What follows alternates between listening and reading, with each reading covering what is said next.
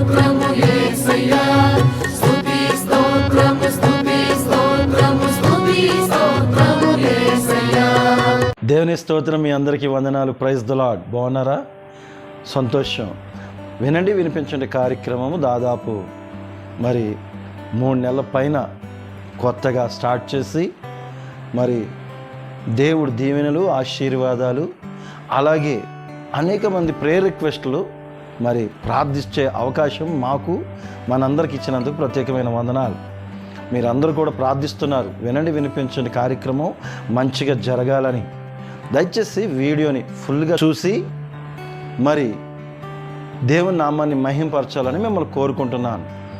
ప్రాముఖ్యంగా ఈరోజు ఉదయకాలం వాగ్దానం సామెతలు 29:23.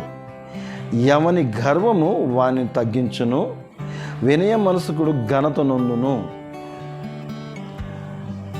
ప్రతి గర్వము, ప్రతి అహంకారము, ప్రతి హెచ్చింపు, ప్రతి ఒక్కటి నాకు తెలుసు అనేది ఏదో ఒకరోజు మనం పడవలసిన అవసరం ఉంది, జారిపోవాల్సిన అవసరం ఉంటుంది.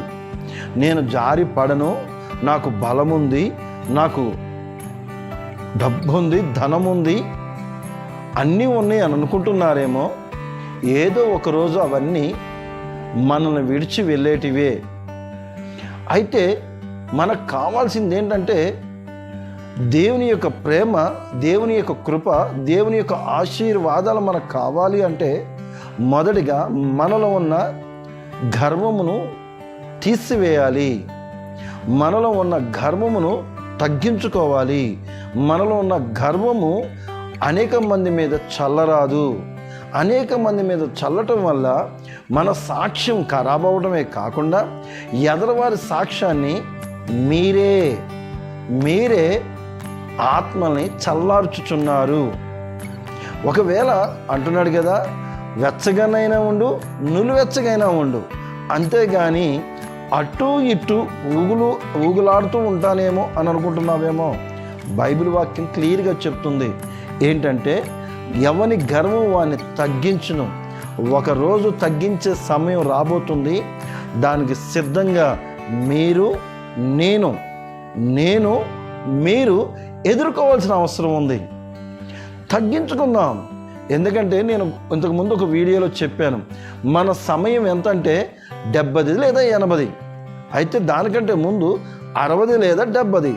ఇంకా దేవుడి యొక్క కృప నీలో నాలో పాపాలు ఒప్పుకోవటానికి ఇంకొక 10 సంవత్సరాలు అవకాశం ఇస్తున్నాడు. ఎందుకంట పాపాలని ఒప్పుకొనడానికి, నా పాపాలను ఒప్పుకొనడానికి ఇంకొక 10 years, అది అధిక ఆయుష్ ఉంటే కనుక. దయచేసి ప్రియ సహోదరి సహోదరులారా, ఈరోజు నేను చేయవలసినది ఏంటంటే, మనము హెచ్చింపుపోక, ఎదరవారి మీద బురద చల్లక, మన సాక్ష్యాన్ని దేవుని వైపు చూస్తూ అనేక మందిని త్రిప్పితే దేవుడు నిన్ను ఆశీర్వదిస్తాడు, దేవుడు నిన్ను దీవిస్తాడు, దేవుడు నిన్ను ఘనపరుస్తాడు. నీ బలహీనతలు, నీ ఇరుకులు, నీ ఇబ్బందులు, నీ రోగాలు, నీ అన్ని యేసు నామమున తొలగించబడతాయి. కావాలా? లేదు, నాకు ఈ నొప్పులతోనే ఉంటాను, నేను ఇలాగే ఇబ్బందులు ఉంటాను, నేను ఇంకా కృంగిపోతానని అలాగే ఉంటారా? తప్పదు, నరకం. కనుక ఇక మీదటైనా మీరు గర్వంగా మాట్లాడక, హెచ్చింపు మాట్లాడక, తాను తగ్గించుకున్నవాడు దేవుని దగ్గర హెచ్చించబడతాడు. దేవుడి కొన్ని మాటలు దీవించి ఆశీర్వదించునుగాక. తల ఉంచుకుందాం, కన్నులు మూసుకుందాం, ప్రార్థించుకుందాం. పరిశుద్ధుడా, జీవాధిపతి, జీవము గల తండ్రి, మాతో మాట్లాడిన దేవా నీకు వందనాలు. అవునయ్యా, సమస్తము నాకు తెలుసు అన్నవారికి ఏమీయో తెలియదు.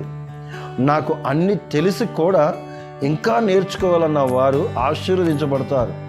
కనుక నా తండ్రి, ఇదిగో ఈ యొక్క వినండి వినిపించండిలో ఉన్న ప్రతి ఒక్కరిని దీవించండి, ఆశీర్వదించండి, కృప చూపించండి. వారిని ఒక్కొక్క అడుగు నీలో నీతో నడిచే కృపను దయచేయండి. ఇది చూస్తున్న ప్రతి కుటుంబాన్ని ఆశీర్వదించండి. వారి బలహీనతను తీసివేయండి, వారి ఇరుకులను తీసివేయండి, వారి సమస్యలు తీసివేయండి. అప్పుల బాధల నుండి వారు చదువుకునే పిల్లలుగా వారికి మీ జ్ఞానం దయచేయమని, నీ చిత్తమైతే నీకు ఇష్టమైతే నీ నామానికి మాత్రమే మహిమ ఘనత ప్రభావం తెచ్చుకోమని ప్రభువైన యేసయ్య అతి పరిశుద్ధ నామమున అడిగి వేడుకొని పొంది ఉన్నాం పరమ తండ్రి. ఆమేన్.